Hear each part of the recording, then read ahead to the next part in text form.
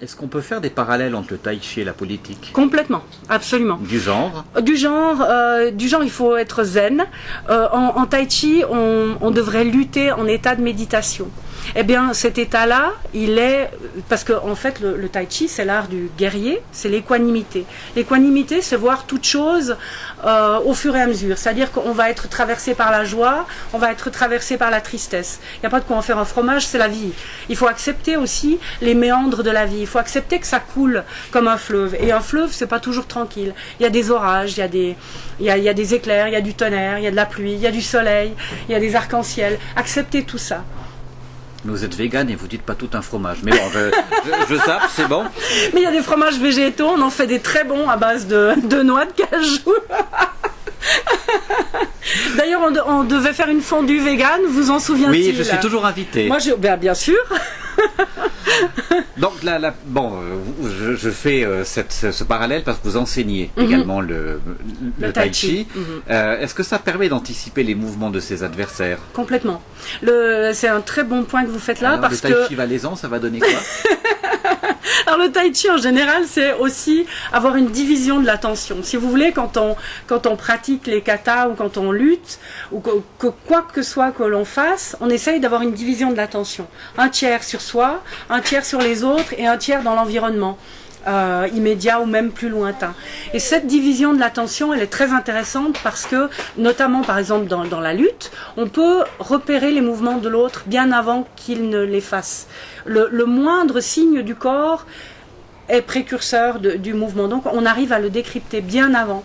Si on regarde quelqu'un dans les yeux, on n'aura pas cette perception-là, parce que les yeux peuvent mentir. Moi, j'ai un regard très vide. Vous pouvez rien lire à l'intérieur de mon cerveau qui est tout aussi vide. Imperméable. Exactement. Donc ça va être la fête de vos adversaires durant les débats, je me réjouis de voir ça.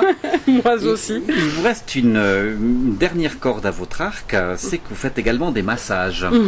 Donc quels sont les points énergétiques qu'il faut débloquer à l'intérieur de notre société? Alors là aussi c'est un très bon parallèle parce qu'on est dans une société qui a commencé à beaucoup intellectualiser énormément de choses. Et le mariage heureux, c'est d'avoir une tête et un corps ensemble, qui sont d'accord pour vivre ensemble. La plupart des maux dont on souffre actuellement, c'est une division entre notre corps qui nous réclame certaines choses. Il ne faut pas oublier qu'on est le dernier animal à être arrivé sur Terre à peu près. Hein. On est les petits derniers de la création. Il nous reste beaucoup de choses à intégrer, à apprendre. Et on est encore un peu mal dégrossi. On a cette animalité parce qu'on est des mammifères. Et puis en même temps, notre cerveau s'est développé extrêmement. Et on a voulu rejeter cette animalité. Et c'est là qu'à mon avis, on a fait une erreur. On s'est coupé aussi de tous les autres peuples animaux. Parce que maintenant, en éthologie et en science, de plus en plus, on se rend compte que les animaux ont une culture, qu'on peut les appeler un peuple. Parce que qui dit culture dit peuple. Les dauphins, il y a eu beaucoup d'études qui ont été faites sur les dauphins. On s'aperçoit qu'ils ont un langage très structuré.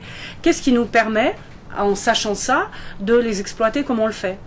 C'est une hérésie totale. C'est pour ça qu'il y a un grand réveil vegan de par le monde. C'est pas parce que c'est une mode. Pas tellement de dauphins dans le Rhône ni dans le lac Léman, hein, je vous signale. Non, certes, mais enfin, je veux dire, le dauphin, c'est un animal emblématique que beaucoup de gens connaissent, que beaucoup de gens voient en situation. Mais c'est valable pour d'autres espèces animales qu'on s'estime le droit de mettre en cage, de divertir les gens Je trouve à ce propos que Frank Kokny a pris une très bonne décision concernant les éléphants, de ne plus les faire paraître dans des numéros de cirque. Je ne crois pas que les gens vont se rouler par terre de frustration. Je crois que tout le monde, maintenant, avec l'éducation qu'on a et la sensibilité qu'on acquiert petit à petit et qui est nécessaire, eh bien, on se rend compte que ça va pas.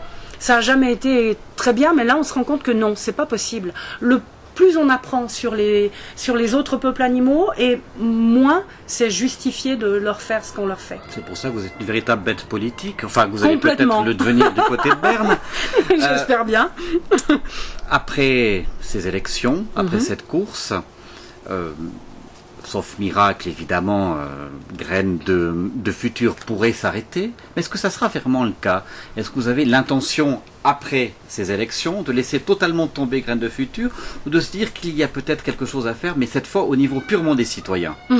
Mais tout à fait. Alors moi j'ai envie de toute façon de continuer les actions que je mène, que ça soit avec mon association Happy Culture aussi, qui se veut un lien entre les enfants et la nature, parce qu'on peut protéger que ce qu'on aime, et pour aimer il faut connaître. Donc c'est un de nos credos et de nos... Vous leur apprenez quoi aux enfants quand ils viennent? Alors, à observer la nature, à regarder pousser les choses, à faire pousser des choses, à observer toutes les sciences naturelles qu'on a un petit peu trop vite évacuées du système éducationnel. Voilà.